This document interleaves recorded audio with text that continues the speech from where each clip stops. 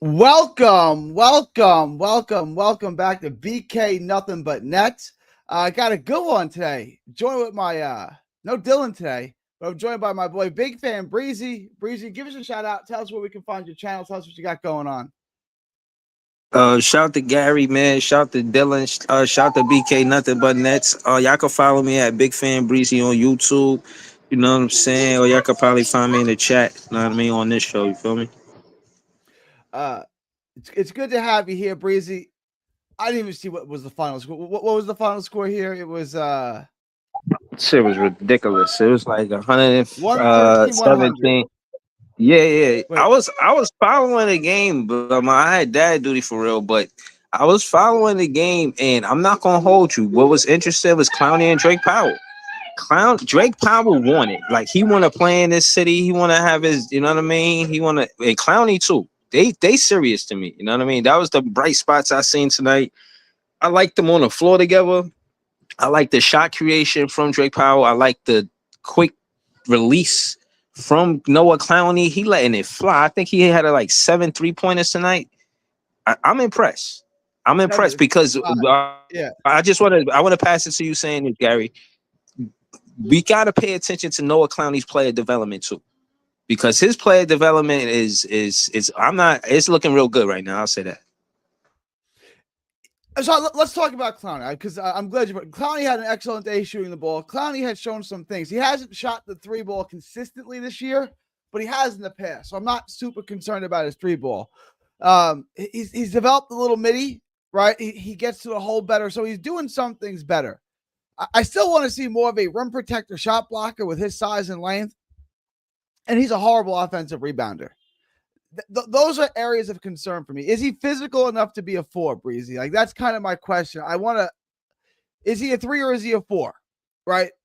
Nah, he a four. He's too slow to be a three to me. I'm with you. Which is kind of my concern. Is he physical enough? Is he strong enough to be a four? I mean, I think that's why he put the weight on. You feel what I'm saying? I think he had a disadvantage. I think MPJ is perfect at the three. He want to be at the perimeter. And even if you could get past MPJ, he's such a big body at the three. So it's like with him, Clax and Clowney, I could see what you mean. I want Clowney to be better at weak side help too. I think he could be more mobile. You know what I'm saying? He could be more mobile on the perimeter. Here's a concern that I have, right? When you have those three guys, you don't really have someone to defend the post, right? When you have Clowney, Porter Jr., and Claxton on the court together, you don't really have a guy guarding the post. Is it better to have Sharp on the floor with Porter Jr. and Clowney? Therefore, you have a post defender. You're not going to get killed on the boards with Sharpen. If you want to play Clowney and Porter together, is it better to play him with Sharp?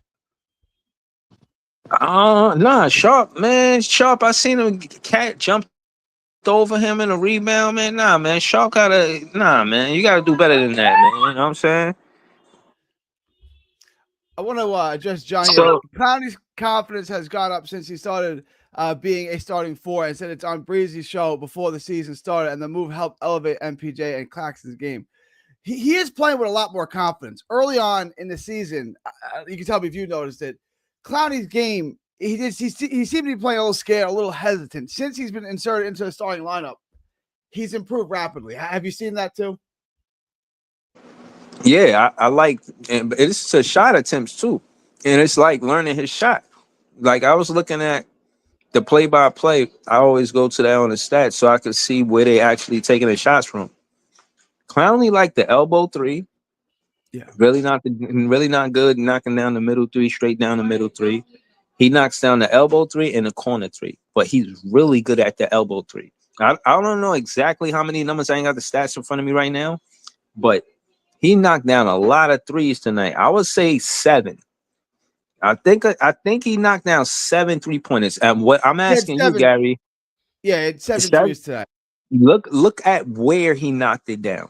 It's going to be more the elbow or the corner. That's his spot, especially that elbow spot. That shit is sweet for him. Let me see if I can find his shot chart here. Hang on. I'm gonna put it up on a screen real quick. Yeah. You're right. You ain't never lie. I'm gonna bring it up right now. Mm-hmm. Here's Clowney's shot chart right here on the right. Mm-hmm. You can That see elbow, you he got see? the corner, yeah, the elbow and then the corner. Mm-hmm. I'm telling you, I'll be This is watching this game. Yeah, and this is not an easy place to shoot, right? Like if you want to get all the way down in the corner or in the middle, this is actually a difficult place to shoot threes, and he does it really, really well. It's a difficult shot to make. It is. I mean, not to him. That shit is No, easy for yeah, him. because You know most what I'm people like saying? it either at the top straight away or like down in the corner, like well below the break. This is a tough spot, and this is where he likes it. So now it's just a matter of him getting to his spots. But Clowney's a guy, when he came up in 23, 24 at the end of the season, we all had really, really high hopes for him. Last year, he got hurt a lot. Last year it was kind of a lost season. So when you think about it, really, coming into this year, it's his third year, but he really hasn't played a ton of basketball. He hasn't played a ton of minutes up until now. So this is like, you're right. This is still him developing. And what are we, 3 and 14? So we're 17 games into the season, a fifth of the way into the season. What are your thoughts so far on Clowney? Like the way that he's developed and his game has grown from what we've seen previously. I mean, I think it ain't no turning back for him. I think he had his career high versus the rivals. He got all the Nets fan support, if you ask me. Like, that's all I'm gonna talk about from here until I see something different. He got my total support to be the Nets for a long time. They've been looking for a stretch for, really trying to get a stretch for since we lost Kevin Durant. He's the closest thing to a stretch four that makes sense. Having him as the stretch four is the way the Nets want to play the game. They want to shoot the three, and they want one of the big men to be able to do that. Right now, you can see Clowney, his game, as far as player development, it went from shooting that three and being consistent, knocking it down. Once you a threat there, that pump fake dribble, well, maybe two dribbles, and then you should be able to get to the basket. You feel what I'm saying? You know what I'm saying? You're a power forward. You feel what I mean? So you could gallop to the basket, for the lack of better words. You know what I mean? And I just think that he's somebody that's serious. He wanted that. He won a contract here. He playing next to Clax. He making Clax look good, making Clax, you know what I'm saying? Find offense like, yo, you could be comfortable not trying to hit the three. I got it. You could get offense from somewhere else. So he's good next to Clax.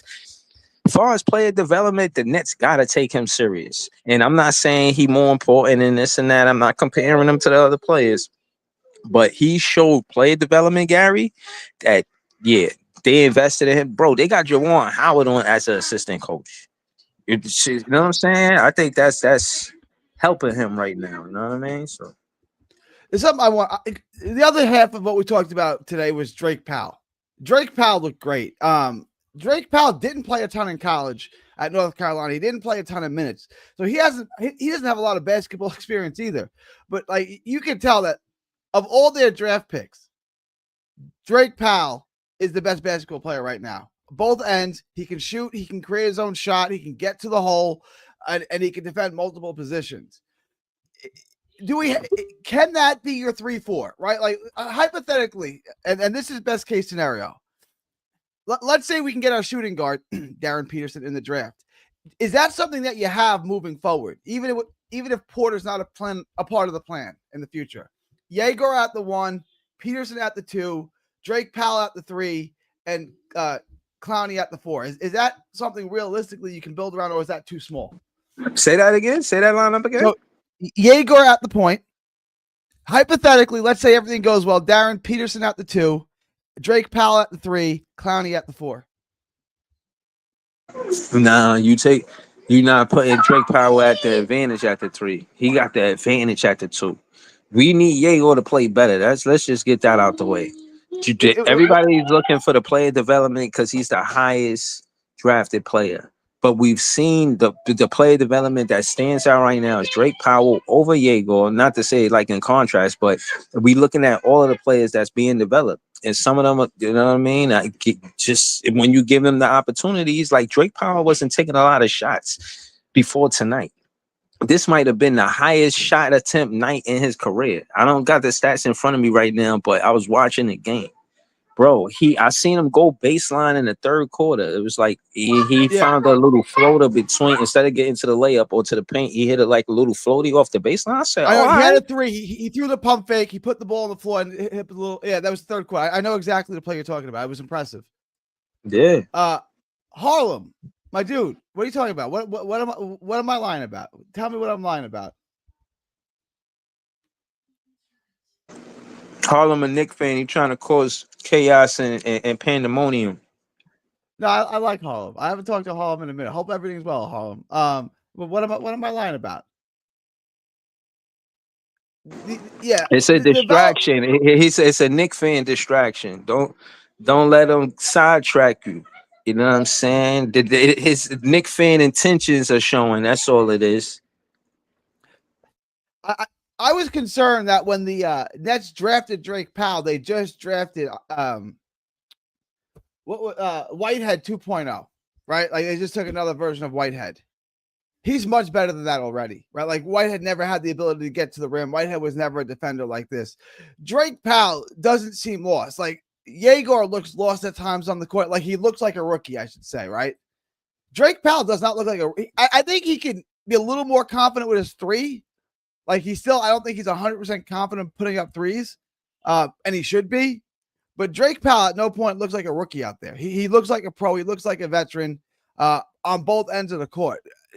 I am really, really, really pleased with the way that Drake Powell has progressed 17 games into his NBA career. Yeah, how many points he had tonight, Gary? I think he had 15. Let me look it up right now. Look, I want to look at Drake Powell's shot selection. Look at where he shot the ball, bro. Let me pull it up. He's not just shoot. Every shot is not a 3-point shot. He's looking for the mid range. You know what I'm saying? He's getting to the basket. He's a 3-point. I mean, a 3-way threat. You know what I'm He's a saying? Like yeah. he could, So bro. Drake Drake Powell had Powell is somebody. Yeah, I like Drake Powell, bro. 15. I like Drake 15 Powell. points. Yeah, 4 assists, a steal, 2 rebounds, 5 of 10 from he's scoring efficiently, right? 10 shots, 15 points. Let me pull up a shot chart too. He's scoring from everywhere, which How many shot attempts he had? 5 of 10. He was 5 for 10. Okay, 50%. 50%, yeah, it's Bro, efficient. he a rookie, bro. He giving me that, bro. That's bro. As a fan, I could appreciate that. I just want to. He still seems hesitant a little bit to let the 3 ball go. Let it go. He can shoot it. Let me see his. You can see a shot chart right here. All right, so he got that midi. There you go. He missed 2 threes at the elbow. He knocked down the straighter 3, but he knocked down the elbow 3 on the right. All right. There's that little floater he hit right there. Oh yeah, that was tough. That was tough. Yeah, 2 other shots in the paint. So you can see he's got shots in the paint, out of the paint, and from beyond the arc. And he must have knocked down some free throws too. He got to the line. Yeah, I think let me look it up again. I think he was 4 for 4, something like from the line. He had a bunch of free throws. Yeah, I like that too. I like the fact that he's, going against the bigs, going against the trees. He dunked on somebody the other day. I know you've seen that. Yeah. He's been impressive so far. He's been the best rookie, which I was not expecting. Yeah, he was 3 for 4 from the line. So he's 5 for 10, 2 for 6 from 3, 3 for 4 from the line, 15 points. It's a good game. It's all around good game. But let's have that conversation. Let's slow it down. Let's have that conversation. He's been the best rookie so far. All right, say why. Say why. He's the best shooter. He's the best defender. He fits into the offense the best. He's not Yegor. Yegor has to run the point. Yegor couldn't get into the paint early in the season. And Yegor is doing better, but Powell's the most complete rookie right now. 2-way player, can shoot the 3, can score at all 3 levels, can get to the hole. He doesn't put up bad shots at all. His basketball IQ is that of a veteran already. He's not playing like a rookie at all. He's not turning the ball over. He doesn't have a bunch of dumb turnovers, right? He's not launching up bad shots. He's really playing within himself and playing within the system. And you can see the efficiency numbers are there. Yeah, nah, I like the fact that he got 10 shot attempts tonight because I didn't never seen him take this many shots. When I was looking at it, every time that he was shooting the ball, he was over 50% before tonight. And I was like, he 2 for 3. Like, why is he only 2 for 3? Like, if he's gonna be over 50%, keep letting him shoot until he under 50%. And even in tonight's game, he's not under 50%. He's at 50%. Drake Powell should get 15 shots next game. That's what I'm trying to say, bro. Like, how you feel about him getting 15 shots next game? Should he, after tonight, get more shot attempts to take man's minutes? You feel what I mean? Like, this Let's talk should about that. change things. Let's This talk should about change that. things. And I'm not even a Terrence Mann hater. I think Terrence Mann adds value. I don't think he's a bad player at all. Is Drake Powell already a better basketball player than Terrence Mann? Yeah, I need to see Drake Powell over Terrence Mann, bro. You take Terrence Mann, I'm not gonna hold my breath if you take Terrence Mann out the lineup, bro. Please. For every net fan that can hear this, wide and abroad, from this nation to to foreign nations, put Drake Powell at the starting 2 guard over Terrence Mann, please. Yeah, it's basically, yeah, I would do the same thing. Just like Yeager at the point, Drake Powell at the 2, Porter, Clowney, and Claxton, and that's what we're going with. I'm with it. Yeah, I like Diego. I just need him to he could do the pick and pop with Clowney. He could do the pick and pop. He could do the pick and roll with Claxton. He could do some plays with Drake Powell. I need to see them have some type of offense together. He could definitely do the pick and pop with MPJ. So he got 2 players he could do the pick and pop with, and he got 2 players he got 1 player he could pick and roll with for sure. I just need to, but my thing is for it to work, he got to be more confident going downhill. He's 6'8". In my opinion, the ref gonna give him the whistle. Yeah, I think he's one of those players that if he's get confident enough to keep going downhill and being aggressive in the paint and at the rim, he's gonna get the whistle. And why not? Why the Brooklyn Nets can't get a player that get the whistle? You know what I'm saying? Yeah, we just know need Cam Diego to Thomas get don't to get the paint. whistles. We know that. Yeah, Yeah, why can't? right. And nobody get the whistle, but like nobody, and they be playing physical. Like the Knicks, they're a physical team. They play as physical. There was times that I'm pretty sure we could have got the call. We didn't get the call. You know what I mean? I seen it. It was physical in the paint. I was like, damn, we ain't get no call. Can we And address yeah, that? I'm not even Being surprised, man. physical? Carl Anthony Towns absolutely eats up Nick Claxton. I mean, I've been high on Claxton this year. Today was another brutal day. He's a -17, as you guys can see here. Today was a brutal day for Nick Claxton on both ends. He couldn't put the ball in the hoop.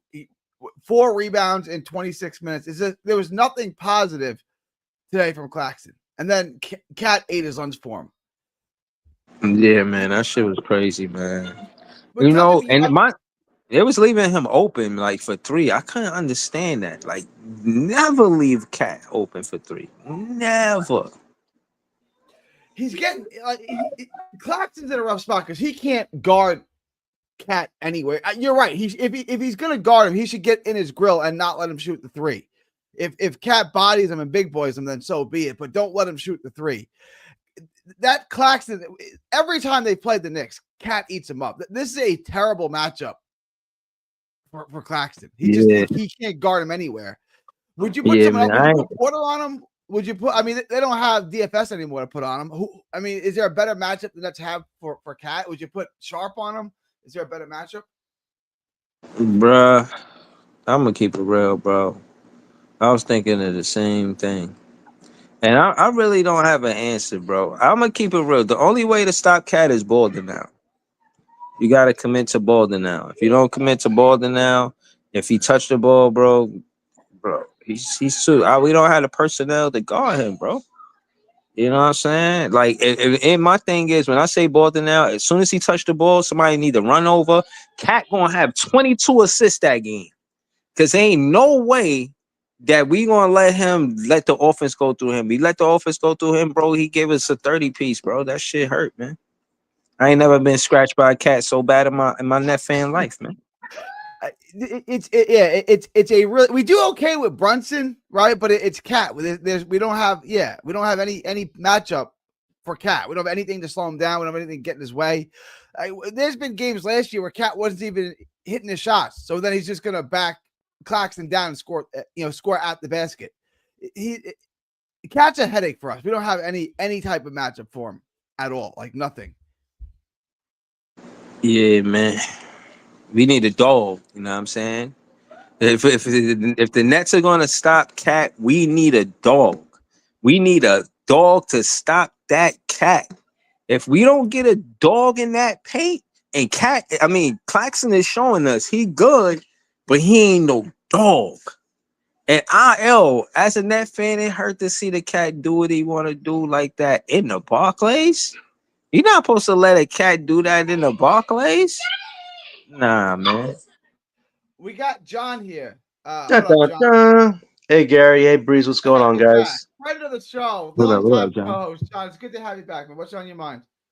Yeah, listen, man, I give it to the Nets. They showed a lot more fight tonight on a back-to-back. I thought Drake Powell made some really great three-point shots. Like, my problem with Drake Powell's usage right now is it seems like Jordy has him being a secondary playmaker to Tyrese Martin, who's now our de facto sixth man, but he's not a point guard. So, like, it's just screwed up how Drake Powell is being regulated like that. When you see what he could do on offense, he actually has some of the best offensive shots I've seen out of this team all season. Like, he can make layups, he can make dunks, he can make three-point shots. And I just feel like him only he played 23 minutes tonight, which is good, but he could be a lot more part of this offense than they're letting him be right now. So I hope they eventually fix that. I thought Noah Clowney, a great night for him, a career night, literally 31 points, career high. He had 7 threes, career high. Ever since he took over the starting gig, he's just really embraced the 234 pounds of muscle he's added, getting to the interior, dunking on people, dropping bodies, making threes like Curry. Like his evolution so far has been a great sight to see. And me and Breezy talked about on the show yesterday, the starting four position is Powell's to keep or lose right now. And he has to keep this up. He cannot have any bad game. Just have a great game after a great game and make it undisputed before next year's draft that, hey, maybe they don't need to consider a guy at the floor. Maybe you are that guy. So I like Clowney's moxie right now and look to see more of what he can do. But again, the Claxton thing, Gary, you've seen it. I mean, Carthy Towns is probably the worst defensive big in the NBA, but against Claxton, he makes Claxton like the worst defensive big in the NBA. Like he dominated tonight. My concern is playing Clowney and Claxton together at the 4-5. Like that's no offensive rebounds. There's no size. There's no girth there. I got 2 questions for you, John. I asked Breezy both of them. If you're gonna start Clowney at the 4, is it better to play him with Sharp? That's one question. And the second question is it time to put Powell in the starting lineup over Man? Yes. I mean, you could ask Breezy how many times I saw on Breezy show that Drake Powell has earned the starting 2-guard job. I mean, this Terrence Mann experiment, total garbage. He's had 2+ performances out of like 13 games. He is not a starter whatsoever. I don't know what money Jordy owes him, but please stop this horrible experiment. Drake Powell, in almost every game he's played, has shown you something that you didn't think he could do from what you saw. Like, this guy had a great defensive pedigree coming in, but the offensive pedigree, you're seeing it in spurts. He should be the starting 2 right now, because defensively, he gives that starting lineup that extra juice on defense that they're missing with a guy like Terrence Mann right now. So 100%, it is Drake Powell's time, and I hope soon Jordy gives him the nod. Now with starting Day'Ron, go for it, or even Danny Wolf, who's killing in the G League right now. Bring that guy up. He is just wasting time right now in the G League, putting up great performances. So him and Day'Ron experiment with Clowney at this point. And this is what I said on Breezy's show. Besides Clowney and the rookies, everybody else is up for discussion with the trade deadline. If you want to keep MPJ as a 3rd or 4th guy later on, I understand it. But with Claxton specifically, his value is never going to be this good right now. Yes, the free throws and assist numbers are great. The 15 points per game is a career high, but that's just it. Like, there's nothing drastic we've seen, Gary, from the last 6 years that makes you go, wow, I can see Claxton with us in an Eastern Conference Finals run or a Finals run. You can't even beat Karl-Anthony Towns, one of the worst defenders in the NBA. What makes you think you could beat a Jalen Duran or a Joker when the pressure is really intense? Just Claxton is not a center. He's not a power forward. Let me bring this to you're right. Let me bring this to Breezy. The better teams in the East, the Knicks, Detroit, they have big, strong 4s and 5s. Like you said, Duran, Cat, right? Paulo Banchero. Claxton doesn't match up well against any of those guys. Like Cat and Duran, you know they're going to eat his lunch. You know, they're going to go 20 and 20 every time they see him. Is Claxton part of this team long term? Or I mean, he's playing better this year. I've defended him this year, but like, does he just not fit in with what we're trying to do? If him and Yegor don't develop a PNR, if they can't find a PNR with him and Yegor, I don't know. I just think that Clowney do a lot of what he do, and if Clax is going to stay on this team, he got to be a better defender. And if it's not going to be a paint defender, you got to be a better weak side defender. All of those threes that get knocked down because somebody was too slow to get to run to the perimeter and contest a three, that's all on Claxton. You know what I'm saying? You supposed to be the veteran. You supposed to run the perimeter defense. That's what you do. You do weak side help. Nobody expects you to be the anchor in the paint. Nobody even expect that no more. We already just said what it is. He's not one of those big. He's not a dog in the paint, and that's what I'm saying. You talk about Durant. He's a dog, bro. He's a grown man. This dude is a tank in the paint, bro. Like At that's 21 somebody years old. you gotta get a player like that. You gotta get around somebody like Cat. He giving shoulder to Clax. All right, I'll take this layup. Just give him a little shoulder in his chest. So that's what I'm saying. Like we need somebody that's gonna be solid right there, and that's not what Clax do. Clax play weak side help. So will he probably be suitable for a trade? Probably. I don't know, but I could see why y'all would ask that question. So if I had to answer, I would say, yeah, I could see them. I mean, they traded KD and I don't put nobody. You know what I mean? And again, I like Clowney, and I think they get a lot of what they want from Clowney. And I'm not saying Clax is expendable, but he got to play better defense the way Clowney is playing. Like they we don't really need offense from you if Clowney gonna be shooting like that. You know what I'm saying? We need you to be a better defender for real. Like.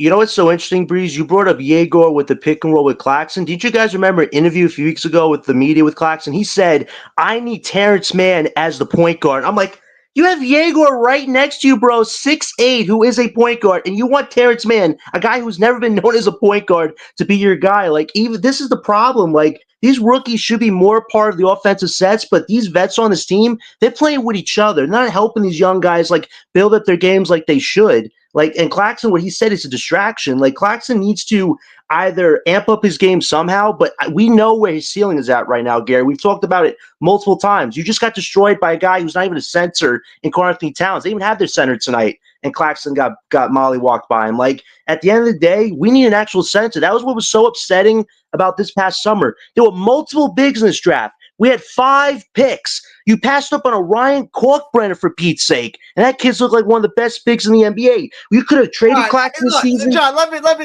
me stop. He's looked really good. He's not one of the best bigs in the NBA. Kalkbrenner's been really good. He's been a pleasant upcoming. surprise. Let me rephrase myself. Upcoming bigs in the NBA, but he's a center. Look all around you with all the different bigs in the NBA right now. The Jared Allens, the Wembys, like you have the Durant. You have actual bigs that play their position really well, but they're even dominating in other facets of their game. Claxton has no offensive game. He can't make a mid-range shot. I saw him take 2 threes this year. Neither one touched the freaking rim. Like, as much as Claxton's done good, it's not drastic where I see this guy as like, wow, you're staying here another 4 or 5 years. No, the time to trade Claxton is this summer. You want to keep MPJ, I understand that, but Claxton right now, in my mind, he's the guy that you got to get a first-round pick for right now, or you're stuck with him. You're going to get your ass kicked by guys who aren't even centers right now.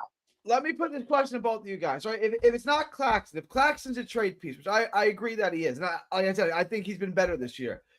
Is your starting center of the future on the roster, meaning either Sharp or Wolf, or do we still need to go out and find a center somewhere else? You want to go first, Breeze? You go first, Breeze.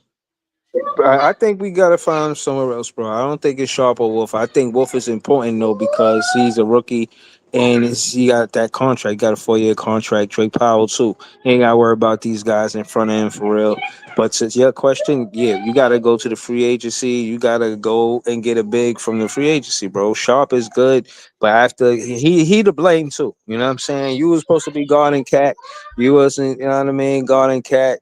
And look, you see what the Cat did. Know what I mean? Cat came in, scratched the couch up, did us dirty. Know what I'm saying?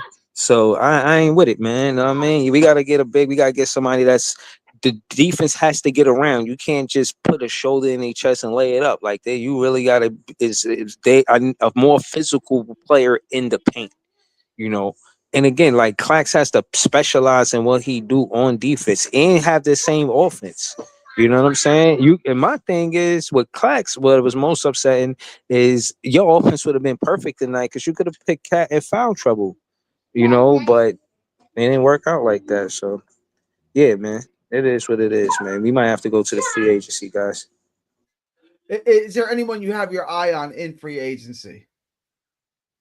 Bro, I'm gonna tell you the truth, bro. I just wanted one player on this team, man. That was Isaiah Hartenstein. I wanted him before he even went to the Knicks. I say, yo, we get that player on our team, we gonna be solid at the 5. Just somehow or another, if we could get Isaiah Hartenstein, we good. We could win. We I win don't think like he that. wants to. I don't think he wants to come here. Remember the baggage we have. We want. Apparently, he wanted to be drafted by us, but we did something with his medical records. Like we put it out there to the public, and that's why he got dropped down in the draft. So I don't think he forgot that. Oh, we So we'll did that? see. Yeah, there was some type of news about that of like last year that I think we talked about on the show. But yeah, let's just say there's some bad blood there. Yo, man, tell him said we apologize. Yeah, Would too late. OKC entertain that trade? Because it actually saved him some money. Claxton for Hartenstein. Hartenstein makes considerably, like 4 or 5 million more per year than Claxton does. And Hartenstein's only got 1 year left on his deal after this year, so he's got a year and a half left on his deal. Is that a trade that Oklahoma City would entertain? It does save him money. It's an interesting potential deal. I'm glad you brought up OKC. I don't know if they would do that per se, but they have 4 first-round picks in next year's draft. They have 0 roster space left, and right now 3 of their picks are in the freaking lottery, which it's insane power. This is unprecedented power that no sport I think has ever seen before. So if we had a smart GM, a smart owner, one of the trade deadline goals should be to talk to OKC about swapping picks. Like we have these Knicks picks. Look at the Knicks right now. They're not dominating anybody. They beat us tonight, but for 3 quarters, we actually made it closer than it should have been. They are a team that has an aging roster, and in a few years, they're going to feel the pain of that. So if we were smart, we would talk to OKC about getting some of their picks for next year's draft and swapping maybe one of our Knicks picks, maybe that Nuggets pick. Like we could definitely do a swap pick deal with OKC if they feel that there's a way for it to benefit us. I don't know if players would be involved, Gary, per se, but I definitely think we could do a pick swap of sorts. But I also agree with what Breezy said. We need to get a new center. I mean, I'm willing to give Wolf the run, but people don't see him as a forward. I understand why, because of his defensive limitations. He's not exactly your typical center, but he's a point center. He can run an offense. He can pretty much do the offensive things Claxton could never do, even in his dreams. But at the end of the day, you might need another big next to a Danny Wolf. So if there is a center out there next year, we could explore it. But the only interesting thing is there are 2 restricted free agent young centers. Duran is probably not going anywhere with Detroit anytime soon.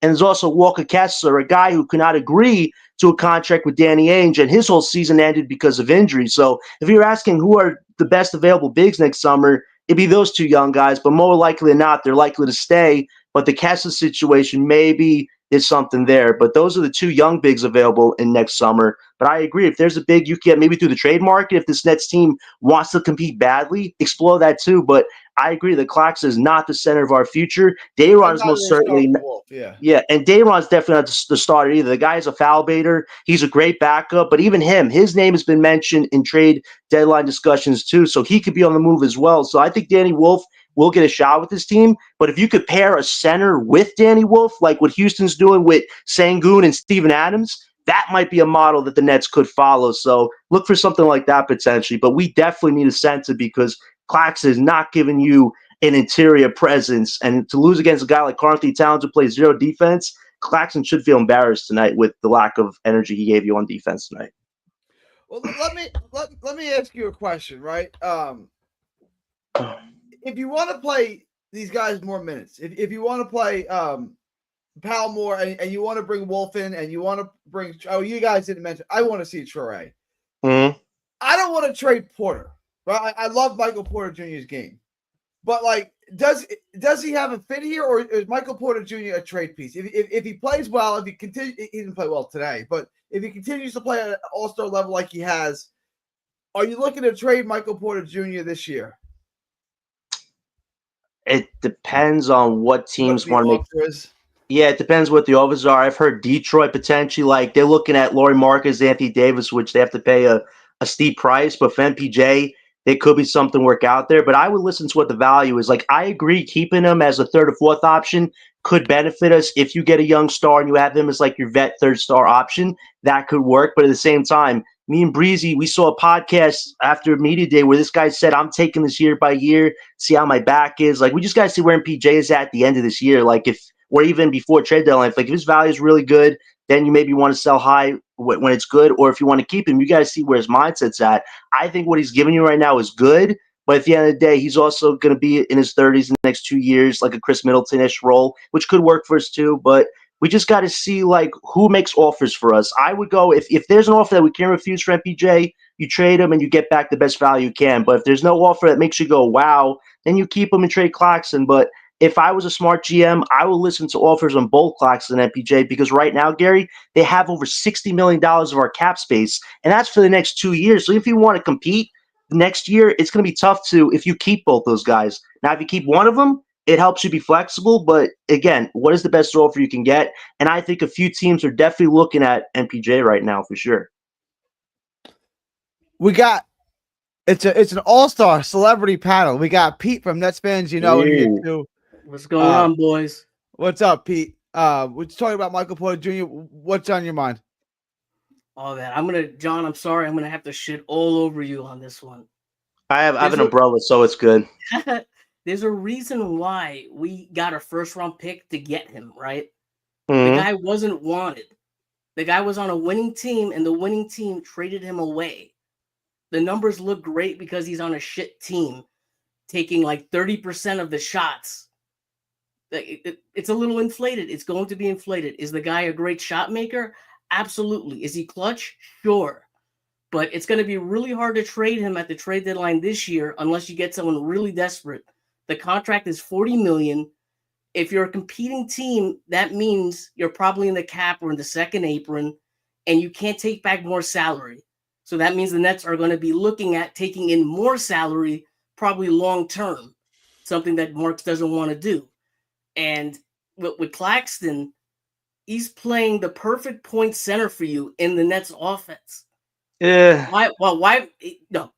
That's nasty. That's nasty, Pete. He's not a point setter. His playmaking is better, but it's not anything close to a Sabonis or Sengun whatsoever. I get his playmaking's better, but no. Danny Wolf, man, that's a point center. I don't see why isn't he in the NBA then? He should be. Listen, we got a coach right now, Pete, that is all about his ego, his pride. He's making Tyrese Martin the poster child for this team right now. And people are fed up with it. But listen, I agree with you about MPJ on this. Listen, besides clowning the rookies, everybody's up for sale on this team. Now, will we get a deal for MPJ this deadline? It don't look likely right now, but his numbers could make a team go, hey, maybe there's a chance to take a risk. The only team that looks like they might consider it are the Pistons because they have Tobias Harris expiring salary. Besides Durant and Kate Cunningham, they don't have a really legit third option. They're a team that could make the money work. They have a pick in next year's draft. Like, there's a way for both teams to benefit. Outside of that, there may be not a lot of teams for MPJ. With Claxton, Boston are the only one of the tanking teams actually competing right now. They have Simon's expiring contract picks and to make a deal work for Claxton. So there's a way for us to trade both of them, reset our cap space entirely, and maybe get a top prospect next year's draft and then go forward from there. So, yeah, it looks gloom with the contracts there, Pete, but the Nets, if we had a smart GM and owner, could maybe find a way to get some value for these guys. But I'm open on deals for MPJ, Pete. I'm not saying, oh, this guy's doing stupendous right now. I know what his baggage is. I know that his value is inflated because he's a temporary top guy. But still, he's definitely giving you good value with his offense. It's just what can you get from him at the deadline? We'll see. It's not even that. It's just trying to find a trade partner that has picks and the contracts to make it happen. That's the issue. Now, talk to me at the NBA draft. Could be totally different, right? A lot of teams will have a lot of contracts off the books. A lot of deals are done then. That could be a time. I'm not saying that it's not going to happen. I'm just saying that it looks at, looking at the rosters, looking at the numbers, it looks extremely difficult to get something done now unless you get a team that's desperate. And if the team is desperate, do they even have the assets to make the deal work? That's the issue.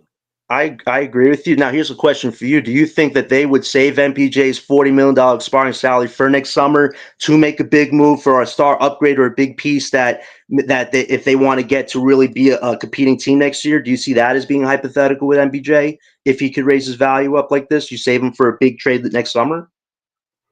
I don't think so. I can see them holding on to him because he is young and you want maybe you want the expiring on your books. But John, they're not going to go after a superstar next year. Look at all the rookies they just took. The timeline doesn't match up. Now, yeah, but if like a Wembley becomes available, right, and and San Diego says, you know what, we don't want this guy, just give us a couple picks. Of course, the Nets are going to do it. But unless somebody falls into their laps, I think that Marks has shown in the past. Look at the Boston trade, right? Marks came in after the Boston trade. We didn't own our picks. He didn't try to win. He said, listen, sunken cost. We're just going to develop our guys. And I think there's a good chance that might happen again. And a lot of people don't want to hear that, but it might happen. But yeah, but that means we give Houston up potential lottery picks. So we're basically failing as an organization, which we expected. I mean, Sean and Joe that with Boston already. It's already happened. Let me bring in the tiebreaker here. Let me get Breezy's thought on this. Breezy, you heard sure John. Breezy's smart enough to agree with me. We get a tiebreaker here. Breezy, Porter Jr. Is he going to be here for the remainder of his contract? Is he tradable? Is it going to be really, really difficult to trade him? Where do you side more with Pete or John on this? I mean, I think it is tough to trade him because of the contract. But I gotta run, boys. I'll see you later. I don't put much energy into that part because he's been playing well for the Brooklyn Nets, and at minimum, he gives us a template on how to have a roster, to construct a roster for a winning roster, a winning rotation, a winning starting lineup.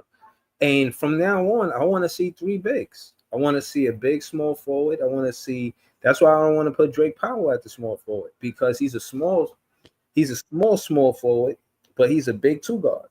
Yeah, he's a two guard. He's not a three. I don't know where people are getting this three experimentation from. It doesn't fit his game. Because he's physically strong. Like, he can guard threes. Like, you look at the way he's built. He's built like a weightlifter. Like, I you know what I'm saying? He could play the three. I agree. He's more of a two.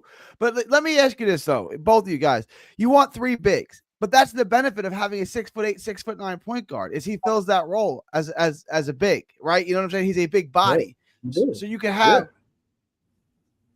That's why I'm okay with playing Drake Powell at the three, even though I agree, yeah, he's more of a two than a three. No, that's a fair thing. I just want to see Yegor and Powell start for a few games to see what they can develop. Now, if we do get, let's say, Darren Peterson next year's draft, theoretically, you can move Powell to the three, have Darren and Yegor be a backcourt. That makes us bigger, makes us stronger. Like, that could work too. But that's if we get Darren Peterson. Now, if we don't, if we get, let's say, Dabasa, we get Ahmad, or we get Caleb Wilson or Boozer, then you could have Powell and Yegor be your backcourt. So, like, there's some good optionality there with moving Powell potentially, but I like him at the two right now just because, like you said, he can guard 1 through 4. He's very strong for a defender. We ever see him guard Kate Cunningham, Desmond Bane, Anthony Simons? Like, he puts players in hell because he knows how to guard them properly. So that he should be the starting two right now. But it's just his Terrence Mann stuff. It's going to keep happening the next month till the trade deadline starts, which is just wasting Drake Powell's development at this point because he's being regulated right now as opposed to having the chain unleashed. I wanted to bring this up too. Wolf has been playing well in the G League. Fourier's been playing well in the G League. Is it time to bring those guys up and let them play? You know, let them swim in deep waters now. Is it time to let them stop playing in the kiddie pool and bring them into the deep end? Let them play in the NBA. Hell yeah, yo, bro. There's nothing in front of him besides, don't give him Clowney minutes, but you could give him Jalen Wilson minutes. You could give him Terrence Mann minutes. You could give him, you know what I'm saying? Not to say it like that, but these Zaire Williams minutes. You could give him Tyrese Martin minutes.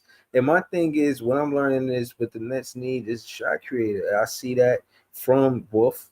Wolf is a shot creator. You know what I'm saying? You got to give, shot creators are important. I know that y'all say, oh, we need players that do everything. Yeah, why is shot creator got to be last in that everything? You know what I'm saying? Like, we need shot creation. And I wanted to this is me kind of forcing my Cam Thomas agenda, not forcing it, but I got to preach it a little bit, is you see how much we lost by. Sometimes in the NBA, because they value scoring more for the entertainment of the game, you need a player like Cam Thomas. I'm not saying that, and I'm trying to ask y'all to let Cam Thomas and Drake Powell coexist on this team. Don't make it an either or thing. I'm not trying to say, oh, Cam Thomas is better than Drake Powell. No, they are teammates. Don't look at them as a separate entity. Look at them or how when Drake Powell running the 2, Cam Thomas will run the 1. He's not a one though, Breeze. They let Terrence Mann run the 1 in times. Go ahead. I'll let you go. I'll leave off saying this. Jordy Fernandez seen a scoring point at De'Aaron Fox, and he also seen it with Jamal Murray. Cam Thomas running the 1, it would be next to Drake Powell. It looks good. I think it looked good, man. Wow. I agree that Danny Wolf should get called up. It's just until one of Daron and Claxton gets traded, he's not going to have any real playing time. So once that happens with the deadline, at least one of them goes, that should get Danny Wolf an automatic call up because he needs the minutes to really show what he can do. Nolan, I'm fine with keeping him in the G League just because he needs the most development right now, but his confidence is looking much better. Like he's scoring more, he's showing more of his playmaking game. Like he's just getting back to being confident. I think that's a good thing for this first year. Stay ready. You'll get called up at the end of the year for maybe 10, 15 games to really show the maturity and how you've grown your game in the G League. So I think he's on a good timeline right now for that. But Wolf especially, he's just wasting time right now because he's your best player in the G League. He's giving you triple-double work right now, and he should be showing if he can actually do that in the pros. But this is why the trade deadline can't come soon enough because some of these vets are just taking up space right now when it shouldn't. We don't need Tyrese Martins, Terrence Mann, or Jalen Wilson's playing more minutes than our rookies. That's been a huge Jordy Fernandez mistake, and he's got to own up to it if these rookies don't hit at least some type of ceiling this first year. And I thought it was interesting. No Zaire Williams minutes tonight. I'm surprised. This guy's I know he's been a little rut lately, but he's been one of your best defensive players. So unless he might potentially get dealt too, I was surprised he wasn't playing a little bit tonight because he's one of your best defensive players. That was a little surprising. That's interesting. Is Peoples? Shout out to Peoples. I like Peoples. But is he bugging right now? What is with this blasphemy on Zaire's name? Zaire, you can say what you want about Zaire. His defense is not trash. I know our friends. I know our friend Joey called it out a bit, saying he was in a rut lately. But I said, listen, his shot needs a little bit more work. But the 3-point shot's better than what it was last year. He gives you a lot of defensive energy. It's just I've heard his name in the trade mill. I know you and Dylan talked about it briefly on some of your shows. He is somebody off our bench. He's only making $6 million, and he's like a good 3-and-D player right now. So if a team might want him at the deadline, maybe they are starting to lessen his minutes because the 7-15 is right around the corner. It would suck to lose Zaire though. He's like part of Jordy's identity on the defensive end. You lose him. I mean, Drake Powell is now not only one of your best defenders, he's your top defender. So there's definitely a little risk if you lose Zaire. So I'll be interested to see if there is a trade deal and what a return could be because him and Daron, they're both only making $6 million and they both have value with multiple teams in the NBA. If those I don't want to trade Sharp on that contract. I really don't. Like I want that is a steal for Sharp, $6 million. I don't want to trade him at all. I don't either, but if they keep Claxton, who's the odd man out to get Danny Wolf up? It'd be Daron. That's why Claxton has to be traded. Like, it's not even that we're hating on his game. It's been a great year for Claxton, but we just saw him get trounced by a guy who's not a center, who's one of the worst defenders ever, and he like just ran through Claxton tonight. Like, Claxton can't even beat guys who are not even at their position. So it's just, if we really want to get through the season, set ourselves for a good pick, and have more cap space flexibility, and get Danny Wolf playing time, Claxton has to go, and I hope we could get something decent back. But I tell people this, I don't think Claxton's value will ever be this high. I mean, Gary, how many plus or minus performances did you review where this guy was getting lambasted by guys who weren't even in the NBA? Last year, it was every night. This year, it's been better, but it's still not good. It's been better this year with Claxton, right? He's played better for sure than last year where it was awful every night. It seemed like Claxton was getting beat up by. It wasn't just Duran and Cat. It was Bismarck, Biombo. It was it was Jericho Sims, big boy, bullied by everybody. And he's been good this year, but you could just see what tonight was. Tonight was like a smoke and mirrors glass got broken. Because if Claxton can't even defend a guy who's not even a center, it's like you can get beat by anybody that has a size advantage over you or a better offensive game. And people are saying, oh, if we get an actual center, we can make Claxton a power forward. How? The only guy whose role he could fit that with would be if he had a Pascal Siakam game, Yeah, but he doesn't. Claxton can't play. Yeah. He can't. Yeah, he doesn't have enough offensive game or skill to be a 4. He's not a 4. He's a 5, and he's not strong. And he gets big boyed at the 5. So he's not a 4, and he's not a 5. Unfortunately, like I'm not. Again, I like Claxton. I wanted him to work out. I wasn't really against the contract. I thought it was a little bit much, but I'm not hating on Claxton. He just, with the rest of our team here, he doesn't really fit in anymore. You know, having him at the 5 and Clowney at the 4, and Clowney's playing himself into minutes, right? Like if Clowney continues to improve, he's your starting power forward for the time being. Having him at the 4 and Claxton at the 5, it's not a great fit for me, right? Like I don't you don't have enough size there, right? And physicality. I think Clax. I just wanted to say I think Clax. He tried to make up for his deficiencies by scoring the ball, but with that, he, I guess, allocated a lot of energy on that side of the ball, and then his defense slacked. And now that his defense slacked because his offense picked up, I can't appreciate him the same way no more as a fan, because his defense is why I needed him on the floor. His weak side help, it was immaculate. Now that isn't there, and players like Cat could come in the building and put up that kind of numbers, it's easy to point the finger at Clax, say, yo, we lost because you're not a good defender. You know what I'm saying? But the truth is that y'all right about the trade, because another team could use him at the weak side help because they have somebody to man the paint. And I just think it's not about whether or not he's a good or bad player. It's about, are the Nets putting him at advantage at the role he's at? And it's no. He's strong man in the paint when he's really weak side help. You put him at anything besides weak side help on the defense, you're not going to be able to appreciate Claxton. So should he get traded for that reason? Yes. Right. And I think we should be able to get something back too, not no second round. He's right now your best trade chip on paper. Out of all the vets we have, Claxton has performed very well, and that's why we cannot not have another Cam Johnson mode where Cam Johnson's value was so high, but Sean Marks was like, oh, I need 2 picks. No, if a team is giving you a fully unprotected pick and expiring salary that helps Claxton's money come off your books, we're cutting our $60 million cap bill, which him and MPJ in half, which is good. That puts us in a great position going to next summer with that extra cap space because we get off his contract. So it is your best bet right now to find a team to take on his contract. So we could go after another big in free agency or see what we can do with Danny Wolf. I just feel like for Claxton, he's hit the ceiling and he's doing great right now, but it's definitely not where we want our center of the future to be at. So if the Nets want to actually do something great at the deadline, get something decent back for Claxton, whether it's a first-round pick, expiring salary, and move on. Let Danny Wolf get the playing time because he's part of your future right now, not Nick Claxton. Yeah, I'm done. I'm done on Claxton. This is probably people's favorite show right now, man. I'm done. I'm done, man. You know what I'm saying? But I'll be honest, and I only said that because Gary, it was Clowney's career night. Right. His career night, bro. I want to give more light to him because it was his career night. You know what I'm saying? Like, bro, his confidence got to be out the roof right now. You know what I mean? I just think that he's somebody that wants to win here. He got drafted here, like a dream came true. Like, serious, bro. Like, Clowney is somebody serious. You know what I mean? And I like his demeanor. His demeanor seemed competitive. He not like smiley and jokey. He like there to play basketball. Like, he really trying to hoop. But yeah, if there's room for improvement, yes.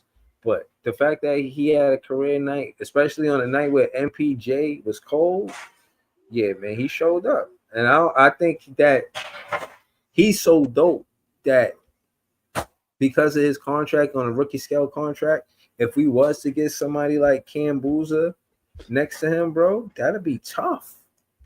Boozer at the 3, I don't know if they do that, but I experiment with it. I mean, if you want to keep Clowney at the 4 and not move to the bench. Yeah, Boozer's a 4, yeah. I'll tell you this: if you want to keep Clowney at the 4, you hope that you get Darren Peterson, AJ DeBonsa, because you make Peterson your 2 or your 1, or you can make AJ your 3 and keep Clowney. But if it's Boozer or Amont or even Caleb Wilson, that's where the situation gets tricky. Where you either have to move Clowney to the 3, which a lot of people have worries about, or you move him to your bench, which destroys everything he's building right now. So I do. Yes, Gary. If I got Boozer, and I'll let you respond. If I got Boozer, because Boozer's an athlete and he's physically strong, I'd feel comfortable with Claxton at the 5, Boozer at the 4, and Clowney at the 3. Because Boozer can guard the 5s that Claxton can't, and he's athletic enough. Where he's athletic enough. He's still an athlete, right? So you're not super slow with having Clowney at the 3 because you have a super athletic 4. It's kind of like having someone with Blake Griffin athleticism at the 4. It's like he doesn't slow you down. Right. I'd be okay if we got Boozer keeping that front court with Claxton at the 5, Boozer at the 4, and Clowney at the 3. That's very interesting. I know, and listen, I know this is a stretch. You're not going to not get Peterson because of Drake Powell, right? That's fair to say. You got a chance to get Peterson. Yeah, the number 1 or 2 pick. Yeah, I consider that. Yeah. Right. But then you'll be able to move because I know y'all off Cam Thomas. Then y'all be able to move Drake Powell to the bench while Peterson starts. That's tough. You ain't got to worry about your 2 guard at all. Like even if in a situation you keep Cam Thomas, and my thing is, you keep Cam Thomas, you let go Tyrese Martin, Terrence Mann, you let go all of these other guards, and now you got a 3 headed monster, if you ask me, with Drake Powell, Peterson, and Cam Thomas. Like Jordy Fernandez, make that work. If you could make that happen, make it work. I don't think it has to always be an either or thing. Like, oh, we can't have this player because we have this player. No. You need to score in this league. I like Drake Powell, but I don't think he's the prolific. Only the prolific scorer I can see is MPJ. If somebody say, yo, MPJ is a prolific scorer like Cam Thomas, I'm not going to argue that. Because I think Gary, you're hypothetical with Boozer at 3, Klein at the 4, and Claxton or somebody at the 5. I think that could work. And it almost be like our version of Paolo and Franz with the Magic. Like, I mean, and to be honest with you, Boozer would have a lot of mismatch. The guy's like 230, 240 pounds already. Like, that's a cheat code right there. That actually might elevate Boozer's rookie year as opposed to him being the 4 guarding Palos and all these other, like, athletic 4s. It actually would give us an advantage with Cam Boozer. And Clowney still gets to build off of this really good start to his big year. So I think that would be a great draft for us. You get Boozer, you have Clowney, and then maybe we go out and get a 5. Then we could compete. That would actually allow us to compete. I want to ask both. But let me ask both of y'all a question. Like, with the number 1 pick, who would y'all get? Like, and I'm asking because of the sake of position. Like, do you think we need a wing in the AJ DeBonsa before we need a big in the Boozer? Or do you think we need a point guard out of – we shouldn't need a point guard for one. So that's what I'm saying. It should be the wing or big. What's more important to the Brooklyn Nets, a wing or a big? If we have the number 1 pick, it would be hard for me to turn down AJ DeBonsa. I mean, Breeze, this guy's a special athlete. He can score all over the court. Like, this guy has moxie, determination. He just springs off and dunks a ball. Like, he is like – is Caleb Wilson in that conversation for the Brooklyn Nets, John? Gary? Oh, he is at 4. Dylan loves him. I haven't seen him much yet. I've been so in love with Peterson. Like, I want Peterson or DeBanter. Like, that's 1 and 2. Like, to me, that's a franchise change. You get one of those guys, you change the direction of your franchise. So I want Peterson or DeBanter. Like, to me, it's 1 or 2, and then there's a drop off. Dylan's saying there's not really a drop off with Caleb Wilson. So I'm open to. I haven't watched enough of Caleb to really respond to that. Okay, but Caleb will be considered. Is he a tweener? Is he between a big and a wing? Yeah, something like that. He's special. Like, I'll be honest with you, he has skill sets of all 3 of the top guys. He can score in different ways. He can guard in different ways. He's athletic in different ways. Like, it's crazy. Some people are saying that if he keeps this up, he might sneak past Boozer for the 3rd spot, which would be tough to see. But that just tells you how scary the top 4 is, because all these guys realistically should be number 1 guys. So, like, if you're in the top 4, Breeze, you got to feel damn good about getting somebody great in this draft. It's just, we'll see where we fall. But for me, I would go with DeBonsa because You just can't turn down an athlete like that, number one. Now, I understand if we have to keep MPJ, that's why you get Peterson. But if we get AJ DeBosa, MPJ's expiring contract becomes really interesting for the Brooklyn Nets because AJ's a 3. And if you want to go after a big star upgrade, that's when you can put all your chips on the table and say, I'm going all in. I got my my franchise guy of the future. We can go after a star upgrade player, and then we just go from there. Like, if I have the number 1 pick, man, I'm not turning down AJ DeBosa, even if Darren Peterson could be just as great as them. You would take DeBosa 1 and Peterson 2 if it were you? Yeah. Right. Yes, if I was doing that. Yeah. I'd probably do it the other way around, but I'm like either Mhm. way, I'm fine with it. Like if they got DeBosa, I'll be through the roof. If they get Peterson, I'd be through the roof. Like either one, I think is a franchise changing guy. So I'd be fine with either Agreed. one of them. I agree with you too. And if you get Peterson, then we have MPJ as a second or third guy, so that works too. It's like the combinations work. It's just you want to be in the top 4. John, let me ask you something. So, how do you feel about this draft if we get Peterson? Like, you don't feel like it's redundant getting another point guard, or do you think we missed on Yego? Like, what's your thoughts on Yego? See, I'm so happy you brought that up because I thought this draft was about finding the point guard. I mean, we had 9 guards on this team once the roster was set this summer. I'm like, okay, we're going to find out a point guard in the future.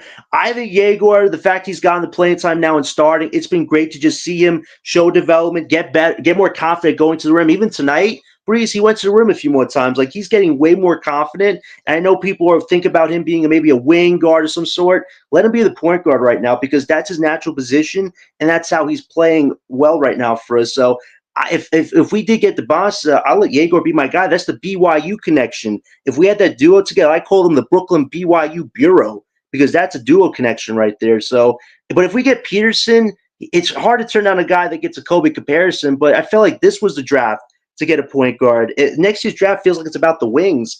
And at DeBosa at the top of the top, that's a guy that will take our franchise from the bottom up down to a different level. So I think that's what our focus should be. But to what Gary said, you win either way with the Peterson, DeBosa, Boozer, or Wilson. It's just where you're going to choose is what we have to figure out right now. And I hope we do trade some of these vets so we could be set up well for a top pick and not get screwed. If we are screwed out of top 5 this year, it's going to be a soul crusher because we need a franchise guy desperately.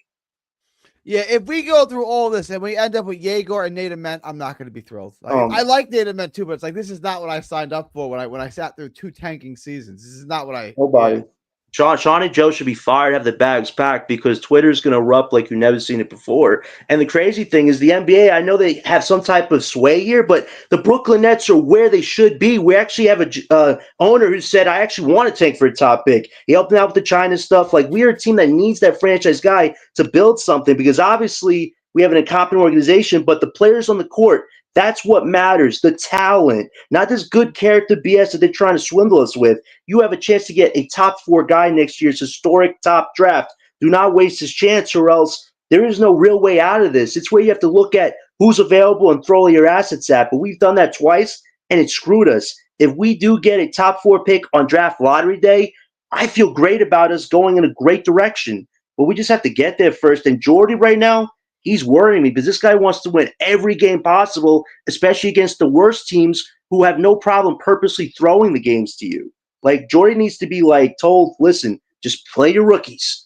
Get these vets their minutes, but make sure the rookies are what's important right now. And right now he's making Tyrese Martin out to be important. And I think that's what's been the most disappointing so far. I'm glad some of these rookies are playing, but it seems like the vets still have precedent when they're not going to be here in a few months, few weeks. Trade deadline starts in 10 days. I hope Jordy just wakes up and goes, listen, I'm going to play the rookies more. I'm going to give them more offensive sets. I'm going to make them matter like they should, but we'll see. But I really think this top 4 next year is special. And whoever those top 4 teams are, you're going to have a chance to get a franchise guy for the next 10 years on your team. And we have to be one of them. We just have to be. Yeah, I agree with you, bro. Gary, what you was about to say, Gary? No, yeah. I got to wrap this up in a minute, but go ahead. Good show, man. Good show. Yeah, I wanted to say great show. Shout out to Gary. It was dope starting the show with him. Shout out to John. Shout out to Dylan. Shout out to the chat. And I stand on what I said, man. Drake Powell should start, and Noah Clowney, yeah, he should start too. I want to see them start. And finally, a big fan, Breezy. Shout out Breezy. Thanks for jumping on. Breezy, Thanks for jumping on, John. We'll do this again soon sometimes, guys. Appreciate everyone jumping on. Last question, I'll let you go. So the next what's the schedule? It's Friday. We are home for Philly, then Saturday back to back at Milwaukee. That's probably a loss on a back to back. Monday, home for Charlotte, and then at the Bulls on Wednesday. So the next 4 games are Philly, home for Philly, at Milwaukee, home for Charlotte, at Chicago. Any wins there, guys? Well, when you say win, you mean in the win column? Any wins? Yeah. Any do we win? Because there's metaphoric wins, Gary. You know, there's metaphoric wins. You know what I mean? Yeah. Living life, we still alive. You know, we got health. You know, those life are is wins. good. You know what I mean? Life is good. Happy Thanksgiving. You know what I'm saying? But nah, I don't see no wins, man. I don't know. I can't call it 0-0 right now. I call the beginning of December Merry Tankmas because we face a few tanking teams. The Utah game, we face them, I think, sometime next week. And we also face, what's one of those teams? The Pelicans. The Pelicans, the Utah games. Those are the ones where I feel like tanking, though, because they don't even own their own pick. It's like, this is unbelievable what New Orleans is doing. Like, they're trying to win, and they're worse than the Nets, which is wild. I know, like, if Zion doesn't go off for 40 against us and we beat them, like, they just got to sell the team at that point because you should be competing for something. But, yeah, like the Pelicans and Utah games, those are ones where the Nets are really going to try to screw around and probably try to win. But we're facing some pretty middle-tier teams, so anything could happen in those games. I think we could win by 2 points or we could lose by 10 points. So we'll just see how the games play out.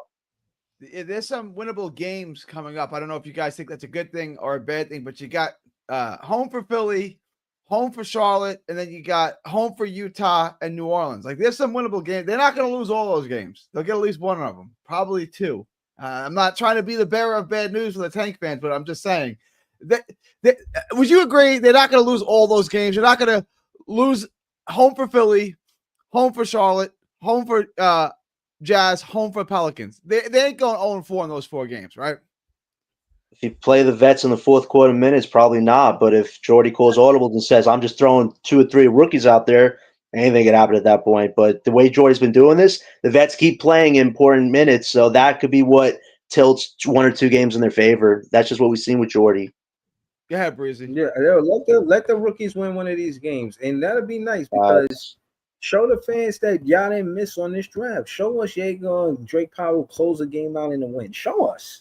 Let us see that. Bring Wolf up for one of these games. Like if you're saying this one of the worst schedules as far as record wise. Show us our G League play. You did it with Noah Clowney. You let him get wrecked. He got busy out there, and then he came into the you know what I'm saying, NBA and showed that he belonged here. I think Wolf is making that same case. In those 4 games you're talking about, Gary, I think we should see Wolf. And let us see if we could get a win with those rookies on the floor, especially because though we're going to see those rookies. We're going to see Derek Queen. We're going to see Kneppel. We're going to see all of these different rookies that got Ace drafted. Bailey. We're going to see Ace. It'd be nice to see our rookies versus their rookies. 100%. We got 5 of them. Yeah, let it be our rookies versus their rookies. Yeah. Let's see. No, I'm with you. All right, guys. Breeze, you going live over your channel? Yeah, I'm you know what I'm saying, see what's going on at home, and then I'm gonna go live here. All right. I'm gonna wrap this, guys. Appreciate everyone jumping on. Check out Breezy's channel. He'll be live tonight. That's Big Fan Breezy. Check him out. John, thanks for coming by. November 24th, 2025, from Texas to the world. Thank y'all.